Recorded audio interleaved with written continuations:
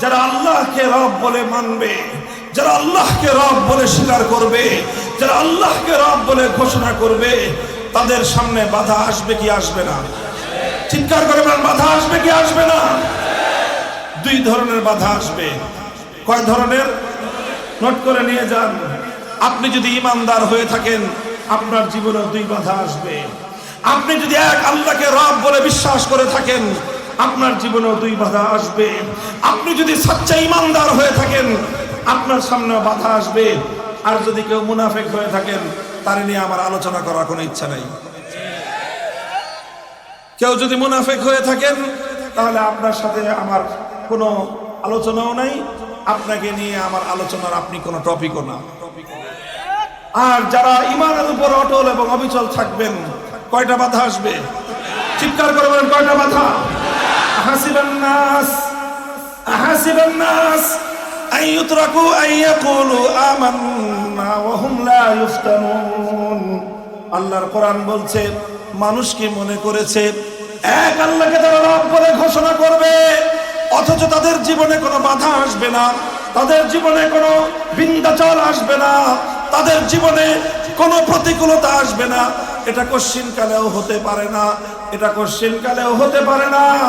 যেমনি ভাবে সূর্য উঠলে আলো ফুটবেই, ঠিক তেমনি ভাবে তোমার ঈমান যদি সচ্চা হয়, তাহলে তোমাকে তোমার ঈমানের পরীক্ষা দিতেই হবে। রুবুবিয়্যাত, আল্লাহকে রব বলার পরে কয় ধরনের বাধা আসবে? প্রথম বাধা আসবে হলো ওয়ালা ইয়াখাফুনা ফিল্লাহি লাওমাতা লাইম। প্রথম বাধা আসবে লোভ লালসার বাধা। কিসের বাধা? লোভ লালসার বাধা, স্বার্থের বাধা। ও দুনিয়ার মানুষ, তোমাকে তোমার ঈমানের পথ থেকে সরিয়ে দেওয়ার জন্য, এক আল্লাহর রুবুবিয়্যাতের এই ঘোষণা থেকে তোমাকে বিচ্যুত করে দেওয়ার জন্য, তোমাকে তোমার ঈমানের অটল জায়গা থেকে সরিয়ে দেওয়ার জন্য তোমাকে লোভ দেখানো হবে।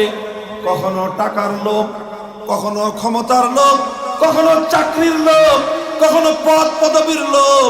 নানা রকম লোভ লালসার মাধ্যমে আল্লাহর দুশমনেরা, ইবলিস এবং তার চেলা চামুন্ডারা, হিজবুশ শাইতান, ইবলিসের দলের লোকেরা তোমার ঈমানকে কিনে নেওয়ার চেষ্টা করবে।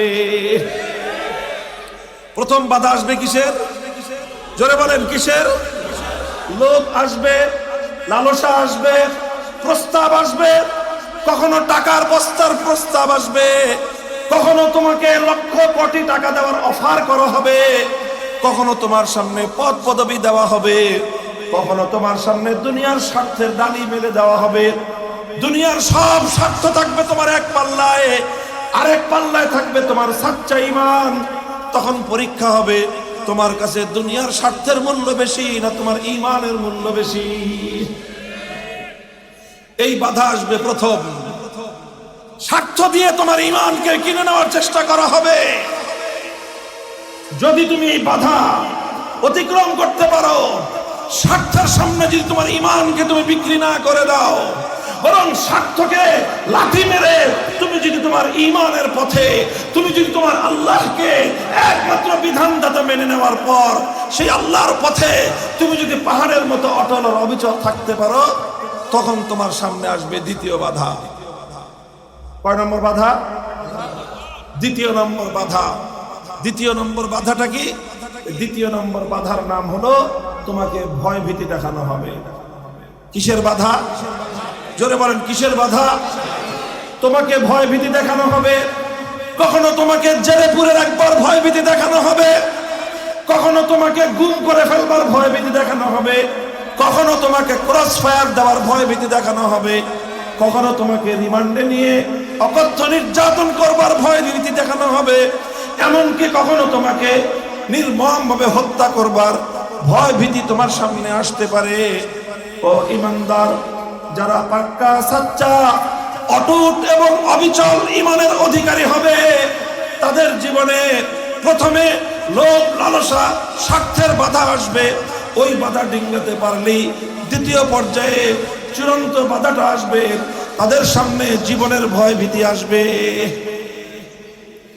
তুমি যখন এই ভয় ভীতির সামনে সারেন্ডার করে ফেলবে, মনে রেখো তোমার ঈমান ভয়ের সামনে আত্মসমর্পণ করলো।